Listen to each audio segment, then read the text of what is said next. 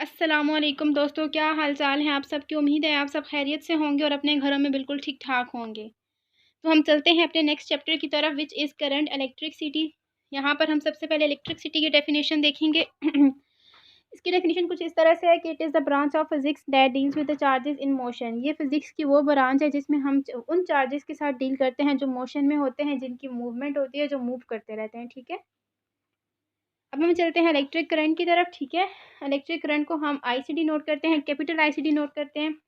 इसको डिफाइन इस तरह से करते हैं कि time rate of flow of charges. ठीक है, इसका अगर मैथमेटिकल एक्सप्रेशन अगर हमने फाइंड आउट करना है तो उसकी कुछ एक्सप्लेनेशन है हमारे पास कि अगर डेल क्यू चार्जेस जो है वो किसी भी क्रॉस सेक्शनल एरिया जिसका एरिया ए है और कितने टाइम में पास कर रहे हैं, डेल टी में पास कर रहे हैं, तो उसका इलेक्ट्रिक करंट कैसे होगा, I is equals to del Q over del T. ये जो हमने अभी वो डेफिनेशन देखी कि time rate of flow of charges, तो ये इक्वेशन उस डेफिनेशन को सेटिस्फाई कर रही है। अब हम देखते हैं कि मेटल में करंट किस वजह से पास होता है। तो मेटल में करंट पास होता है नेगेटिव चार्ज कैरियर्स की वजह से, जिनको हम कहते हैं फ्री इलेक्ट्रॉन्स।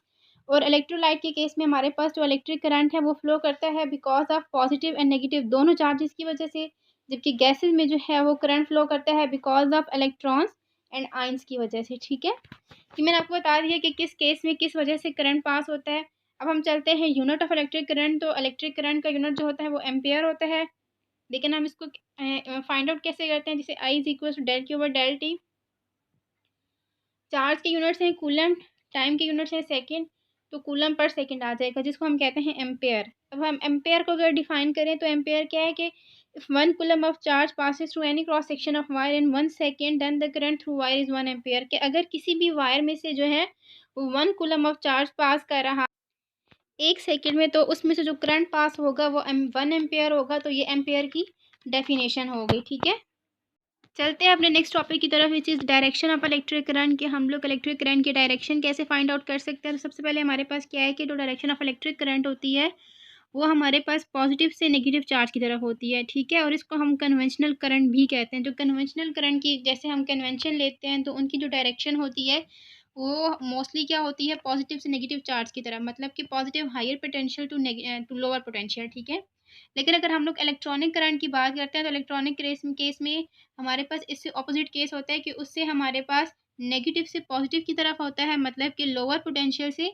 हायर पोटेंशियल की तरफ होता है। मतलब अगर आपके पास अगर डिफरेंस है कन्वेंशनल करंट और इलेक्ट्रॉनिक करंट का, तो आप ये लिख सकते हैं कि कन्वेंशनल में हमारे पास पॉजिटिव से नेगेटिव मूव करता है। ठीक है, इलेक्ट्रॉनिक में नेगेटिव से पॉजिटिव मूव करता है। कन्वेंशनल में हमारे पास हायर से लोअर पोटेंशियल की तरफ, हायर की तरफ आता है। ठीक है, नेक्स्ट हमारे पास एक टॉपिक है electric current through a metallic conductor. ठीक है, मेटालिक कंडक्टर में से जो करंट करेंगे। ठीक है, जैसे मेटल्स में देखते हैं कि हमारे पास जो वैलेंस इलेक्ट्रॉन्स होते हैं, जैसे आप देख लें डिफरेंट एग्जांपल्स होती हैं हमारे पास। ठीक है, उसमें जो वैलेंस इलेक्ट्रॉन्स होते हैं उस वो टाइटली बाउंड नहीं होते, with the nucleus strong force of attraction नहीं होती। ठीक है, वो फ्रीली मूव कर रहे होते हैं मेटल के अंदर। ठीक है, तो जो फ्रीली मूव कर रहे होते हैं मेटल के अंदर, उन इलेक्ट्रॉन्स को हम फ्री इलेक्ट्रॉन्स करते हैं, क्योंकि उनकी न्यूक्लियस के साथ स्ट्रॉन्ग फोर्स ऑफ अट्रैक्शन नहीं है। देखें जिस तरह से मैंने आपको डायग्राम में ये चीज़ शो करवा रही है कि रैंडम रैंडम मूवमेंट है इलेक्ट्रॉन्स की। ठीक है, अगर हम इसी मेटल वायर को किसी बैटरी के साथ कनेक्ट कर दें तो आपको पता है जब बैटरी के साथ कनेक्ट करेंगे तो पोटेंशियल डिफरेंस होगा, पोटेंशियल डिफरेंस की वजह से करंट पास होगा। जब करंट पास होगा तो इलेक्ट्रिक फील्ड प्रोड्यूस होगी वायर के अंदर। ठीक है, जब इलेक्ट्रिक फील्ड प्रोड्यूस होगी वायर के अंदर तो वो फोर्स अप्लाई करेगी उन फ्री इलेक्ट्रॉन्स के ऊपर जो कि रैंडमली मूव कर रहे हैं विद इन द मेटल। इस केस में जो हमारे पास जो रिज़ल्ट निकलेगा, जो इलेक्ट्रॉन्स होंगे ना वो वायर के ऑपोजिट मूव करेंगे इलेक्ट्रिक फील्ड जो हमारे पास आई है उसकी, और जिसको हम ड्रिफ्ट वेलोसिटी कहते हैं। उनकी जो वेलोसिटी होगी उसको ड्रिफ्ट वेलोसिटी का नाम दिया गया। ठीक है, और ड्रिफ्ट वेलोसिटी की वैल्यू क्या है, 10 raise to power of -3 metre पर सेकेंड। जैसे कि मैंने अभी आपको बताया कि वोल्टेज बैटरी की वोल्टेज की वजह से पोटेंशियल डिफरेंस क्रिएट होगा और इलेक्ट्रिक करंट पास होगा। तो यहाँ पर भी वही चीज़ है, इलेक्ट्रिक करंट कहाँ से कहाँ पास होगा, पॉजिटिव से नेगेटिव टर्मिनल की तरफ, मतलब ये कि हायर पोटेंशियल से लोअर पोटेंशियल की तरफ। इसका ये भी मतलब है कि ये एक इलेक्ट्रॉनिक करंट है। ठीक है, यहाँ पर हमारा ये टॉपिक कंक्लूड हुआ। नेक्स्ट हमारे पास टॉपिक है ओहम्स लॉ। ओहम्स लॉ की सबसे पहले हम डेफिनेशन देखते हैं। The current flowing through a conductor is directly proportional to its potential difference across its end provided the physical state such as temperature of conductor remains constant. इसका मतलब ये है कि जो करंट कंडक्टर में से पास हो रहा है वो किसके डायरेक्टली प्रोपोर्शनल है, पोटेंशियल डिफरेंस के। सबसे पहले इक्वेशन जो हमने बनाई वो यही बनाई कि V is directly proportional to I, ठीक है, जब हम लोग प्रोपोर्शनैलिटी का साइन हटाते हैं तो हमें कोई कांस्टेंट यूज़ करना पड़ता है। इसमें हम आर को कांस्टेंट ले रहे हैं, ठीक है। और अगर हम आर की इक्वेशन फाइंड आउट करनी है तो हमारे पास R is equals to V over I. R मैंने आपको बताया था कि प्रोपोर्शनैलिटी कांस्टेंट है और इसको हम कहेंगे रेजिस्टेंस ऑफ द कंडक्टर। इसमें एक और चीज़ भी है कि हमारे पास जो फिज़िकल स्टेट है सच है, जैसे कि मैंने बताया था कि टेम्परेचर है, तो वो हमेशा हमारे पास कंडक्टर का, जिस कंडक्टर के साथ हम डील कर रहे हैं वो कांस्टेंट रहेगा। अभी जैसे कि हमने ओहम्स लॉ से रेजिस्टेंस की इक्वेशन निकाली थी, R is equals to V divided by I. तो हम सबसे पहले अब रेजिस्टेंस की डेफिनेशन की तरफ चलते हैं। The opposition offer to the flow of current by conductor due collision of free electron with lattice atom. मैंने अभी आपको बताया था कि फ्री इलेक्ट्रॉन्स जो हैं वो कंडक्टर के अंदर फ्रीली मूव कर, रैंडमली मूव कर होते हैं, तो उन्हें जो कोलिजन में जो उनको मुश्किल पेश आती है उसको इसमें रेजिस्टेंस का नाम दिया गया, ठीक है। अब वैल्यू ऑफ रेजिस्टेंस जो है हमारे पास कुछ फैक्टर्स पे डिपेंड कर रही है, और वो फैक्टर्स कौन कौन से हैं, वो टेम्परेचर है, डायमेंशन है, फिजिकल स्टेट ऑफ कंडक्टर है। टेम्परेचर जो है वो फिजिकल स्टेट ऑफ कंडक्टर में आ जाता है, ठीक है। चलते हैं यूनिट ऑफ रेजिस्टेंस की तरफ। आई इज इक्वल्स टू, मैंने आपको बताया था कि आर किसकी इक्वल है, हमने उसकी इक्वेशन को अरेंज किया था, तो R is equals to V divided by I आया था। वी वोल्टेज, आई करंट हमारे पास, तो वोल्ट पर एम्पेयर आ गया, जिसको हम ओहम्स का नाम देते हैं, ठीक है। चलते हैं ओहम की डेफिनेशन की तरफ, मतलब कि यूनिट ऑफ रेजिस्टेंस की डेफिनेशन की तरफ। तो कुछ इस तरह से है, the resistance of conductor is 1 ohm if 1 ampere current passes through it when it volt potential difference of 1 volt, ठीक है। मतलब कि 1 एम्पियर का करंट पास कर रहा है, रेजिस्टेंस उसकी 1 ओहम है, जब पोटेंशियल डिफरेंस क्या है, 1 वोल्ट है।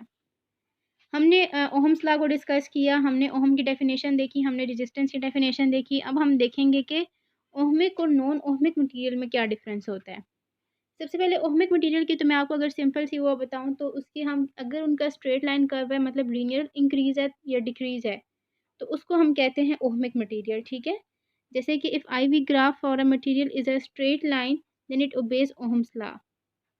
इस चीज़ से हम ओहमिक मटेरियल को पहचान सकते हैं कि उनका हमेशा स्ट्रेट लाइन कर्व होता है, स्ट्रेट लाइन उनका होता है, उसमें कोई कर्व नहीं होता, उसमें कोई बेंड नहीं है ग्राफ में, तो ये ओहमिक मटेरियल्स होते हैं, ठीक है। और वो चीज़ें जो ओहम्स लॉ को ओबे करती हैं उनको हम ओहमिक मटेरियल कहते हैं, ठीक है। और ऐसे मटेरियल्स की जो रेजिस्टेंस होती है वो कांस्टेंट रहती है। अब हम चलते हैं नॉन ओहमिक मटेरियल की तरफ। नॉन ओहमिक मटेरियल वो होते हैं जिनका ग्राफ जो होता है वो स्ट्रेट लाइन नहीं होता, जैसे कि मैंने आपको डायग्राम में दिखाया हुआ है। देखिए इसमें हमारे पास लीनियर इंक्रीज तो था लेकिन उसके बाद बेंड आ गया, ठीक है। मैंने आपको इसका आइडियल केस पेंसिल से शो किया हुआ है, आप वो देख लीजिएगा। तो ऐसे सब्सटेंसेस जो होते हैं उनको हम नॉन ओहमिक सब्सटेंसेस कहते हैं, ठीक है। जो फिलामेंट बल्ब है, ठीक है, जिसका मैंने आपको ग्राफ दिखाया हुआ है, मैंने लीनियर इंक्रीज करते फिर उसमें बेंड आ गया, तो ये फिलामेंट बल्ब है, ये नॉन ऑस्मिक मटेरियल है, ठीक है। जब करंट पास होता है फिलामेंट में से तो टेम्परेचर के इंक्रीज हमारे पास करंट जैसे जैसे फिलामेंट में से पास होगा तो उसका टेम्परेचर इंक्रीज करेगा। जब टेम्परेचर इंक्रीज करेगा तो उसकी रेजिस्टेंस भी इंक्रीज करेगी। जैसे कि आप देखते हैं कि हमारा जो बल्ब होता है, जब उसको हम ऑन करते हैं तो उसका टेम्परेचर वक्त गुजरने के साथ साथ इंक्रीज करता है। इसका मतलब ये है कि जो नॉन ओहमिक सब्सटेंसेस है उनकी जो रेजिस्टेंस है वो कांस्टेंट नहीं रहती। ऐसी एक और एग्जांपल है हमारे पास सेमीकंडक्टर डायोड की, जिसके आपको ग्राफ से पता ये चल रहा है कि उसका जो ग्राफ है वो स्ट्रेट लाइन नहीं है। तो स्ट्रेट लाइन ना होने की वजह से आपको ये बात पता चल रही है कि वो एक नॉन ओहमिक सब्सटेंस है। नेक्स्ट टॉपिक है कम्बिनेशन ऑफ रजिस्टर्स। हमारे पास दो कम्बिनेशन होते हैं, एक होता है सीरीज़ कम्बिनेशन और एक होता है पैरेलल कम्बिनेशन। सीरीज़ कम्बिनेशन में resistors end to end connected होते हैं, जबकि पैरेलल कम्बिनेशन में हमारे पास रजिस्टर्स के दरमियान में एक कॉमन पॉइंट होता है, ठीक है। सीरीज़ कम्बिनेशन की डेफिनेशन की तरफ चलते हैं। In series resistors they are connected, resistors are connected end to end so that the current passing through them. मतलब कि एंड टू एंड कनेक्टेड क्यों होते हैं, ताकि जो सारे रजिस्टर्स में जो करंट पास हो रहा है वो सेम हो, ठीक है। पैरेलल कम्बिनेशन की डेफिनेशन कुछ इस तरह से है कि in parallel both ends of resistors are connected to common points, और दैट इस केस सीरीज के केस में हमारे पास करंट सेम होता है, जबकि पैरेलल के केस में हमारे पास पोटेंशियल डिफरेंस सेम होता है। वो किसकी इक्वल होता है, जो हमारे पास पोटेंशियल डिफरेंस सप्लाई किया जा रहा है बैटरी के थ्रू, ठीक है। नेक्स्ट हमारे पास क्या है, the sum of potential difference across series के केस में हमारे पास पोटेंशियल डिफरेंस किसकी इक्वल आएगा, total resistors across each resistor. मतलब कि हर वोल्टेज जो है वो रेजिस्टर से जितना पास हो रहा है उन सबको हम ऐड करेंगे तो टोटल पोटेंशियल डिफरेंस आएगा, ठीक है। मैंने आपको बताया है कि सीरीज के केस में हमारे पास पोटेंशियल डिफरेंस क्या होता है कि हर रेजिस्टर में जितना पोटेंशियल डिफरेंस है उन सबको ऐड करेंगे तो हमारे पास टोटल पोटेंशियल डिफरेंस आ जाएगा, ठीक है। और पैरेलल के केस में हमारे पास टोटल करंट किसकी इक्वल होता है कि हर रेजिस्टर में से कितना करंट पास हो रहा है उन सबको ऐड करते हैं तो टोटल करंट आ जाता है, ठीक है। जैसे कि मैंने आपको इक्वेशंस के थ्रू ये बात एक्सप्लेन की हुई है। नेक्स्ट हमारे पास पॉइंट है कि अगर हमने इक्विवेलेंट रेजिस्टेंस फाइंड आउट करनी हो सीरीज़ के केस में, तो सीरीज़ के केस में कैसे आती है कि हम सिंपल उन सब रेजिस्टेंस को आपस में ऐड कर देते हैं।